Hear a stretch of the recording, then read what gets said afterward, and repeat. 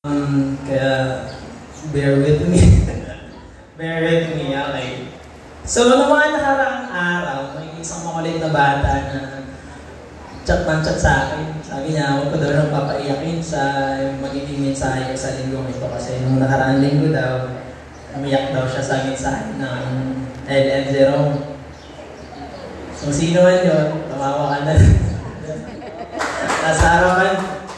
So yun, siguro hindi ka naman iiyak sa mensahe nito.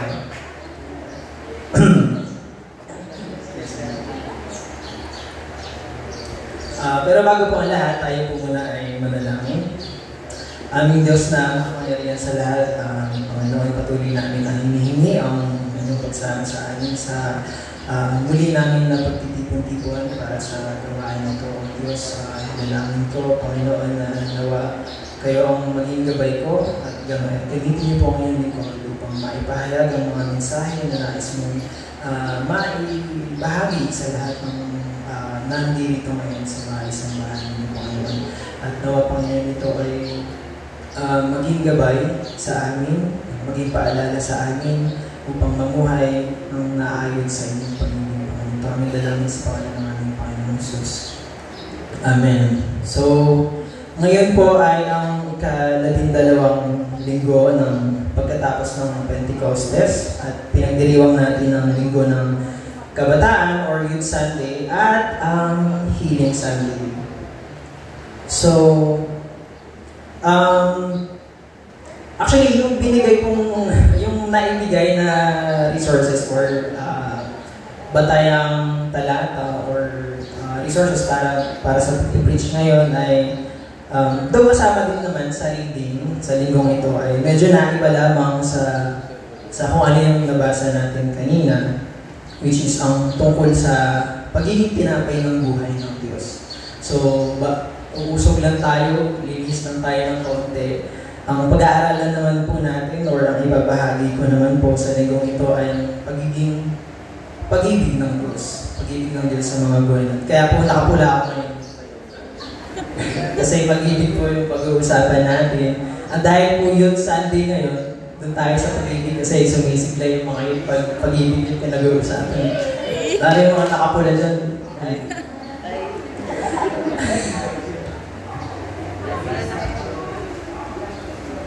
So, ang naibigay po sa akin na resources, ang pamagat po doon ay ang mabuhay sa pag-ibig ng Diyos. Ang mabuhay sa pag-ibig ng Diyos. Pero, gusto ko siyang pamagatan, yung mensahe ko, gusto ko siyang pamagatan na in love ka ba? Tanong siya, in love ka ba? Tanungin nyo kayong mga katabi ninyo. In love ba kayo? Masyadong babahalata. Tanong, in love ka ba? Paano mo malalaman kung in love yung isang tao? Ano yung mga indikasyon kung in love yung isang tao? Inigilig na, namumula, inigilig. Nagbabayot. Yung ba nagpipik yung paa, nagpipik. Yan. Kapag in love po ang isang tao, napakadami ng nagagawa niya. Minsan niya, hindi niya lubos paisip kung paano niya nagawa yung mga bagay na yun. Kung in love sa isang tao, sa isang babae, sa kasintahan, sa mga magulang, sa kapwa, may mga bagay po tayo bilang mga tao na nagagawa na hindi natin lubos maisip na kaya pala natin gawin. At dahil pinupush tayo ng love, ng pag-ibig na ito, nagagawa natin. So, ano ba ang pag-ibig? So, since ang pag-uusapan natin ay mabuhay sa pag-ibig ng Diyos, ano ba ang pag-ibig? Madalas or malimit na pag-uusapan ng pag-ibig or tungkol sa pag-ibig ay ang pagiging noun at saka verb ng pag-ibig. Naririnig ko din yun sa mga explanation ng pastor sa mga nakaraan niyang mga mensahe na ang pag-ibig daw bilang isang salita ay noun. Noun daw ang pag-ibig. Ang ibig sabihin noon, ang ibig sabihin ng noun, sabi ko sa mga dictionary ay ito daw ay isang salita or a word that refers to a thing. Isang bagay, person, isang tao, pwedeng lugar or hayop o anuman, o yun na, tumutukoy sa uri ng isang bagay, sa uri ng bagay, ng tao, lugar, at marami pa. So, kung tatanungin natin yung mga katabi natin, or kung tatanungin natin ng bawat isa sa sandaling ito kung ano ba ang pag-ibig para sa inyo, ano ba ang pag-ibig para sa iyo, siguro, ano kaya yung magiging sagot naman ng ilan sa atin? Marahil ang magiging sagot ng ilan sa atin ay siguro yung katabi mo, o yung isang tao, or di kaya isang pangyayari, or yung aso, pusa ninyo, kung saan naipapahayag or nararamdaman natin yung pag-ibig. Ang Biblia po sa mga sulat ni Apostol Pablo para sa mga taga-Corinto, matatagpuan natin doon sa 1 Corinthians chapter 13, verse 4 to 7. Nandun yung isang detalyadong pag-describe or description ng kung ano ba ang pag-ibig, ano ba ang love. Actually, maraming sinabi doon. Sabi doon, ang pag-ibig ay matiyaga, magandang loob, hindi mainggiting, ang pag-ibig ay hindi mayabang, hindi mapagmataas or mapagmataas man. Ang pag-ibig ay hindi magaspang ang pag-uugali or hindi makasarili. Hindi ito magagalitin or mapagtanim ng sama ng loob sa kapwa. Hindi ito natutuwa sa masama, sa halip ay nagagalak sa katotohanan. Ang pag-ibig naman, or ang pag-ibig ay matiisin, mapagtiwala, puno ng pag-asa, at nagtsatsaga hanggang sa wakas. Ganun po kaganda ang pag-ibig. Ganon ang pag-ibig ng Diyos. Ganon nawa ang pag-ibig natin. Maliban sa pagiging ng pag-ibig, meron din po namang verb, parang version. Verb, kumbaga, ano ba ang verb? Ano action, word? Action. Maliban sa pagiging isang bagay ng pag-ibig, ang pag-ibig daw ay isang gawa or may action ng pag-ibig. May mga nagsasabi na ang love ay isang verb or isang action. Ang ibig sabihin nito, hindi lang siya salita lang, hindi lang siya bagay lang, or tao, hindi lang siya tao, kundi ito daw ay gawa, act, or action. Kumbaga, ang pag-ibig ay nararanasan. Nararanasan niyo ba ang pag-ibig? Mga ate, kuya, mga kapatid, mga nanay? Or naipararanas niyo ba ang pag-ibig? Yun ang mga tanong doon. So lahat naman siguro tayo nakaranas na ng pag-ibig. At syempre, nakaparanas na rin ng pag-ibig patungo sa ibang tao. Tayo bilang mga Kristiyano, maging ang lahat natin mga kapatid, sa mundong ito, nagtamo tayo or nagtatamo tayo ng isang dakilang pag-ibig. Dumanas tayo ng isang dakilang pag-ibig. Hindi yung salita lang na iniibig kita, mahal kita, I love you, mama. Hindi lang sa ganung paraan dinanas natin or dinaranas natin ang pag-ibig. Minsan or madalas, hindi natin namamalaya na pag-ibig ay nararanasan natin sa simula pa nung ipinanganak tayo hanggang sa magtapos ng buhay natin. Isa sa mga pinakadakilang act of love or demonstration ng love, ng pag-ibig, or ang pag-ibig bilang aksyon o gawa ay naranasan natin lahat, o naranasan natin lahat ay matatagpuan na binabanggit doon sa 1 John chapter 4, verse 10. Kung may mga Biblia po kayo, maaari nyo din ang basahin. Ang sabi po doon, ito ang pag-ibig. Ito ang pag-ibig. Hindi sa inibig natin ang Diyos, kundi tayo ang inibig niya. Ganun daw po ang pag-ibig. Hindi dahil sa inibig natin ng Diyos, or hindi dahil sa inibig mo yung katabi mo, yung asawa mo, kasintahan mo, kundi tayo ay inibig ng Diyos. Tayo ay inibig niya at isinugo niya ang kanyang anak upang maging handog para mapatawad ang ating mga kasalanan. Doon po natin makikita kung paano isang action, paano isang gawa o dakilang gawa ang pag-ibig. May pag-ibig sa atin, may pag-ibig na nagbubuklod sa atin, may pag-ibig na nararamdaman natin, na naipapadama natin sa bawat isa. Hindi dahil sa tayo ay umiibig sa Diyos, kundi, o kanino man, kundi dahil tayo ay iniibig ng Diyos. Kung ating pong mapapansin doon sa binasa natin sa 1 John chapter 4, verse 10, ang sabi doon, ito ang pag-ibig. Ang pag-ibig ay hindi sa inibig natin ng Diyos, kundi tayo ay inibig niya.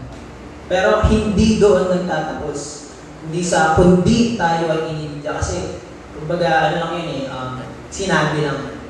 Tayo ay inibig niya. Parang kumbaga, kung sasabihin sa'yo, iniibig kita, minamahal kita, or mahal ko yung mga kapatid ko, mahal ko yung mga magulang mo. Kung paano mo bigkasin yung mga salitang yun, hindi ganoon yan. Hindi doon nagtatapos ang pag-ibig. May kasunod siya, sabi doon sa kasunod, at isinugo niya ang kanyang anak. Hindi lang siya salita o kaisipan na inibig tayo ng Diyos, tulad ng kung paano maaari sabihin ng bawat isa sa isa't isa na iniibig kita, iniibig ko kayo. Ang pag-ibig ng Diyos ay may kaakibat na dakilang gawa. May kaakibat na sakripisyo. Naranasan natin ang pag-ibig ng Diyos dahil unang ipinawala sa atin ng Diyos na siya mismo ang pag-ibig kung paano ba ang kapangyarihan nito sa pamamagitan ng pagkapako ni Jesucristo sa krus para sa mga kasalanan natin. Para mapatawad tayo kahit hindi naman tayo karapat-dapat sa pag-ibig niya. Gusto niyang malipas tayo sa mga kasalanan, mula sa mga kasalanan natin. Ganun po ang pag-ibig ng Diyos. Hindi tayo karapat-dapat sa pag-ibig ng Diyos. Pero tayo ay inibig ng Diyos. Kulang ang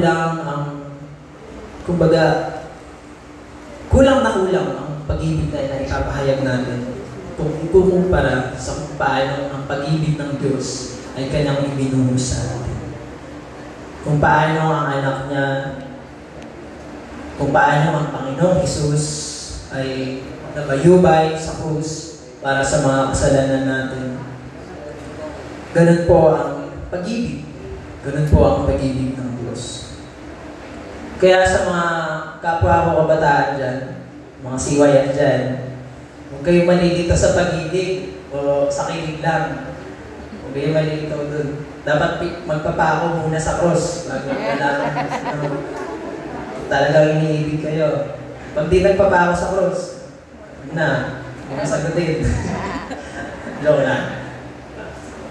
So yun po, napakainam ng kung paano inilarawan yung pag-ibig sa Biblia. Kung paano inilarawan sa mga sulat ni Apostol Pablo, sa mga taga-Korinto kung ano bang pag-ibig, matiyagain, hindi mapagmataas. Ganon din, napakadahila naman ng pag-ibig ng Diyos. Kung paano ito ay may kaakibat na gawa at sakripisyo. At syempre, pinagpala tayong lubos dahil ang pag-ibig na ito ng Diyos ay naranasan at patuloy natin nararanasan. Ngayon, paano naman kaya tayo mamumuhay sa ngayon sa pag-ibig ng Diyos? Alam na natin kung ano ba ang pag-ibig, ano ang tunay na pag-ibig, ano ang kahulugan ng pag-ibig, paano ang pag-ibig ng Diyos. Paano ba? Paano ba tayo mamumuhay sa ngayon sa pag-ibig ng Diyos? Ang pamumuhay sa pag-ibig ng Diyos ay bunga lamang ng pagpapala at malasakit ng Diyos sa atin. Kung mamahalin natin, kung i-reciprocate, tama ba yung word? Kung ibabalik natin yung pag-ibig na ipinadanas ng Diyos sa atin, yun ay bunga lamang ng pag-ibig din ng Diyos sa atin. Bunga lamang ng pagmamalasakit ng Diyos, bunga lamang ng pagpapala at kabutihan niya sa atin. Hindi iyon para makamtan or magkaroon ng katubunan yung mga pinapanalangin natin. Kumbaga, hindi tayo nagsisimba lang para magkaroon ng mga answer yung prayers natin. Hindi natin iniibig ang Diyos dahil lamang sa mga bagay natin.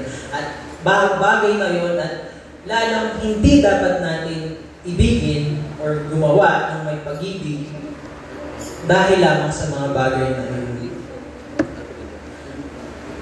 Sabi po sa Mateo, chapter 22, verse 37 to 39.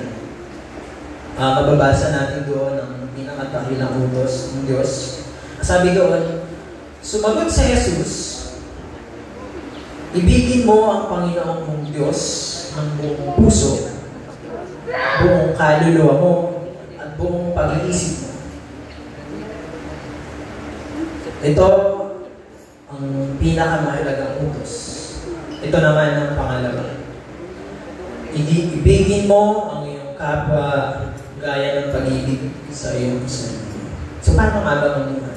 Doon, ibinigay na ng Diyos sa atin. Yung isa sa mga simple pamamaraan, hindi siya simple. Isa sa mga pinaka-best way of living ng may pag-ibig or sa pag-ibig ng Diyos. Una doon, mabuhay ka ng may pag-ibig sa Diyos.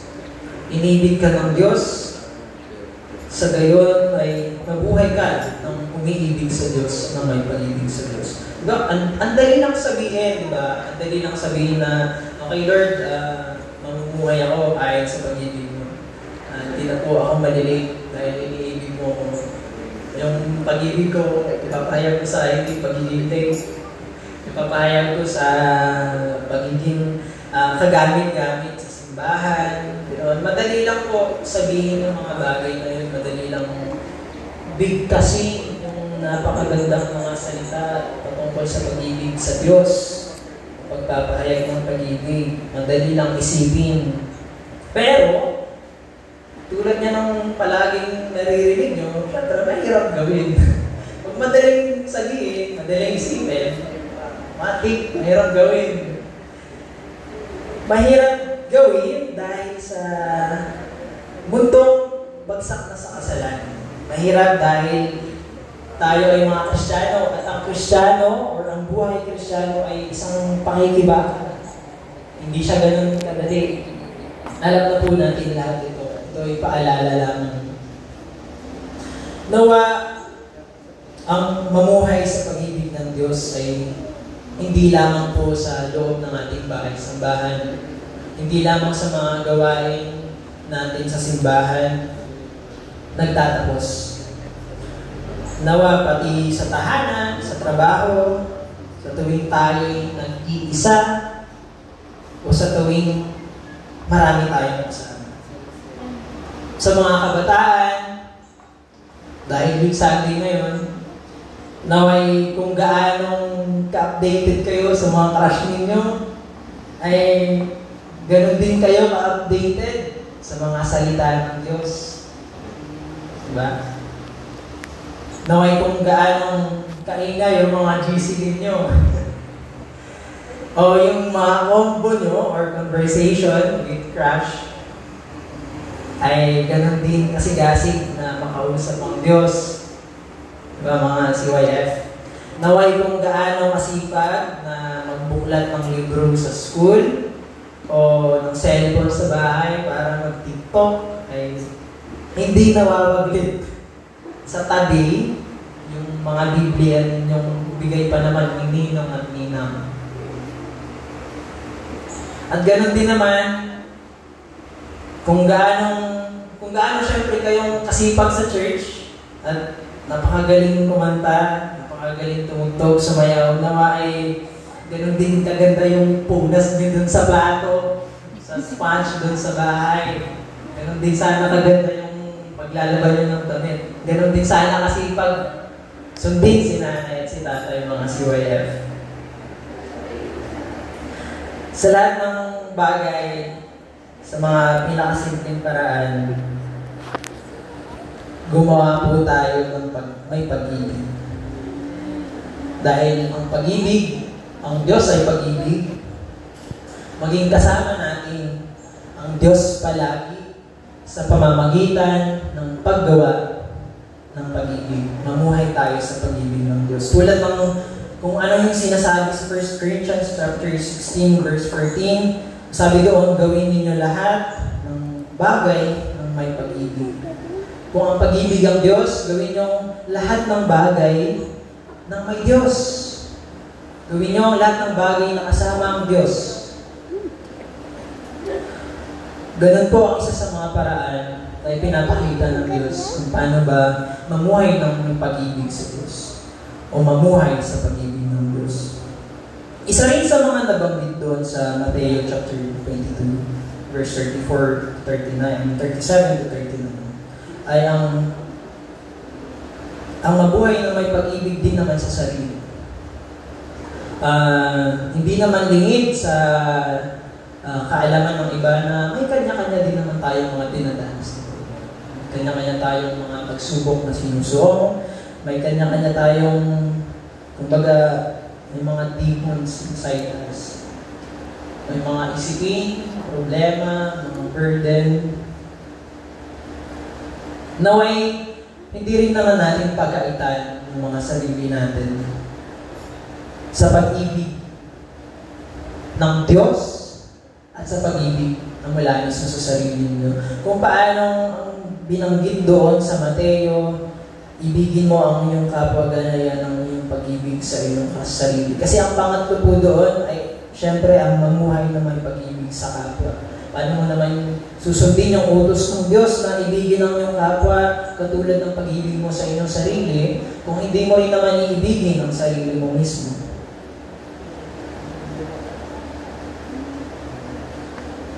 Doon po sa batayang talata na naibahagi sa akin para sa mensahe nito. Ang batayang talata po pala ay matatagpuan sa Efeso, or Ephesians chapter 4 verse 25 to chapter 5 verse 2. Ang sabi po doon, hayaan niyo pong basahin ko. Verse 25, dahil dito, itakwil na natin ang pagsisinungaling at tayong lahat ay magsabi ng totoo sa isa't isa sapagkat tayo ay bahagi ng isang katawan. Kung magagalit man kayo, iwasan ninyo ang kayo'y magkasala. Huwag ninyong hayaang lumubog ang araw, ang galit pa rin kayo. Huwag ninyong bigyan ng pagkakataon ang dyablo. Ang magnanakaw ay huwag nang magnakaw, sa halip, magtrabaho siya ng marangal para sa sariling ikabubuhay at makatulong sa mga nangangailangan. Huwag kayong gumamit ng masamang salita, kundi iyong makapagpapalakas at angkop sa pagkakataon upang makapagdulot ng mabuti sa mga nakakarinig. At huwag ninyong saktan ang kalooban ng Espiritu Santo sapagkat siya ang tatak ng Diyos sa inyo. Ang katibayan na kayo'y tutubusin pagdating ng takdang araw. Alisin na ninyo ang lahat ng sama ng loob, puot at galit. Huwag kayong mangbubulyaw, manlalait at mananakit ng damdamin ng kapwa. Sa halip, maging mabait kayo at maawain. Mapagpatawad kayo sa isa't isa tulad ng pagpapatawad sa inyo ng Diyos dahil kay Kristo. Yamang kayo'y mga anak na minahal o mga anak na minahal ng Diyos, tularan ninyo siya. Mamuhay kayo ng may pagmamahal tulad ni Kristo dahil sa kanyang pagmamahal sa atin, inialay niya ang kanyang buhay bilang mabangong alay at handog sa Diyos. Ang pamagat po ng chapter na ito ay ang bagong buhay kay Kristo. Kumbaga, ang pamumuhay na kasama si Kristo o ang pamumuhay na ng may pag-ibig sa Diyos. Bilang pagmamahal o pag-ibig sa sarili natin, isa sa mga, or ilan sa mga binabanggit sa binasa kong mga talata ay ang pagtakwil sa kasinungalingan. Ang pag-iwas na magkasala sa galit. Ang maging maingat sa pagsasalita. Nawa ay ganoon natin mahalin ang sarili natin. Nawa ay mapuspos tayo ng Espiritu Santo. Nawa ay maging mahinahan tayo sa sarili natin. At nawa ay maging marangal tayo sa lahat ng pagkakataon. Nang sa ganoon ay maipahayag natin ang pag-ibig sa kapwa. Kung paanong nagtabo tayo ng pagmamalasakit mula sa Diyos, ay ganon din nawa na tayo ay magpahayag ng pagmamalasakit sa ating mga kapwa.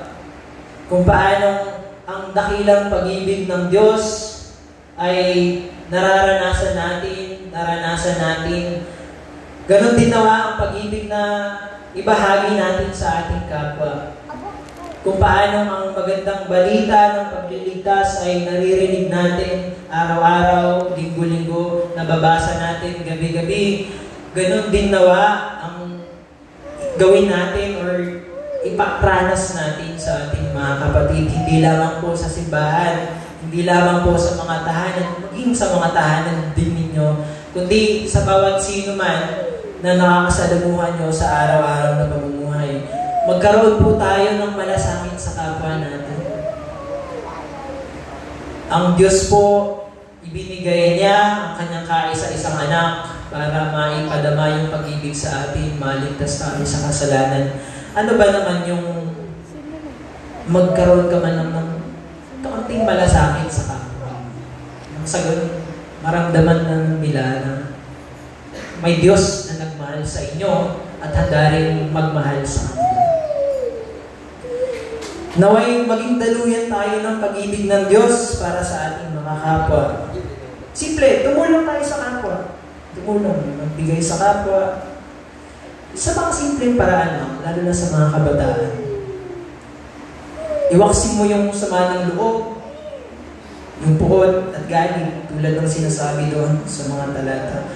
Maging mabuti ka sa kapwa at maging mapagpatawad ka sa kapwa. Yun po ang ilan sa mga sinasabi doon sa binasa natin talata. Madalas pag naririnig natin ang salitang in love, yan, balik tayo sa love. Salitang in love, kapag sinasabihan tayo na in love ka, no? In love dyan, sasabihin, hindi oh! Parang alam mo kung sino, hindi oh! In love ka, no? Hindi oh! Diba? Si Mayet? Sumasagot ah. Pogi, sumasagot. Lalo sa mga in love sa crush nila dyan. Madalas pag sinasabing in love, ang una natin naiisip, lalo sa mga kabataan, ay ang pagkakaroon nga ng crush, pagkakaroon ng pag-a-admire sa isang tao ng gusto, or pagkakaroon ng gusto. Ganon natin, ganon yung imaheng nabubuo sa isip natin pag naririnig natin ng salitang in love.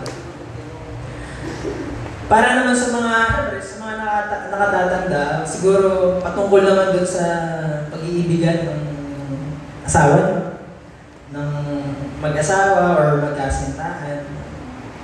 Ngayon, hayaan yung huwayin natin ang isa sa mga magandang view or perspective or kahulugan sa karaniwang salita na yun. In love. Karaniwan ng salita yun kasi gamit na gasgas na yun. In love. Maging in love tayo or maging in love tayo. Pasakop tayo sa pag-ibig ng Diyos. Maging pumasok tayo doon sa space kung saan nandun ang pag-ibig ng Diyos. Hayaan natin na ang Diyos, ang pag-ibig ng Diyos, ang sumakop sa atin sa pamumuhay natin. Pasakop tayo sa pag-ibig ng Diyos. Bilang mga kabataan ng simbahan, kabataan ng Diyos, mahalaga na ipamamala sa atin mga CYF, mahalaga na nalalaman or nakikita natin ang malaking hamon sa atin, sa inyo, na mamuhay sang-ayon sa pag-ibig ng Diyos. Siyempre, sa atin din lahat, sa mga magulang, sa mga nanay, tatay. Tulad ng kung paano sinasabi or sinabi ni Apostol Pablo sa 2 Corinthians chapter 13, verse 5, na siya sa atin, suriin ninyo ang inyong mga sarili sa inyong pamumuhay ayon sa pananampalataya. Sinabi niya doon sa mga taga-Korinto na suriin daw nila yung mga sarili nila kung yung pamumuhay ba nila ay naaayon pa rin sa pananampalatayang kanilang ipinapahayag or inaangkin. Nawa ay ganoon din natin siya sa atin. Suriin yung mga sarili natin, lalo na sa mga kabataan, sa pag-ibig o sa pamumuhay ng sang-ayon or sang-ayon sa pag-ibig ng Diyos. Check natin yung mga sarili natin na umuhay ba ako sang-ayon sa pag-ibig ng Diyos. Bilang tayong lahat ay inibig ng Diyos, tayo din nawa ay mamuhay na may pagpapahayag ng pag-ibig. Hubarin na nawa natin ang dati nating mga pagkatao na nasisira dahil sa masasamang pagnanasa o masasamang gawa. At nawa ay isuot na natin ang bagong pagkatao na nilikha kalarawan ang Diyos or kalarawan ng Diyos. Sa huling pagkakataon po, nais ko po kayong tanungin muli yung mga katabi ninyo, tanungin ang mga sarili ninyo, in love ka ba? In love ba kayo, mga kapatid? Nawa ay in love na po tayo na lahat. Muli, nawa ay napaalalahanan pagiging in love natin. Bilang pagtatapos, hayaan po ninyong basahin ko ang isa sa mga panalangin ni Apostol Pablo para sa mga taga-Efeso na matatagpuan sa chapter 3 ng Ephesians, verse 17. Sabi doon, naway manatili si Kristo sa inyong mga puso sa pamamagitan ng inyong pananalig. Dalangin ko na ang pag-ibig ang maging ugat at pundasyon sa lahat ng iyong gawain. Sa ngalan ng Ama, ng Anak, at ng Banal na Espiritu. Amen.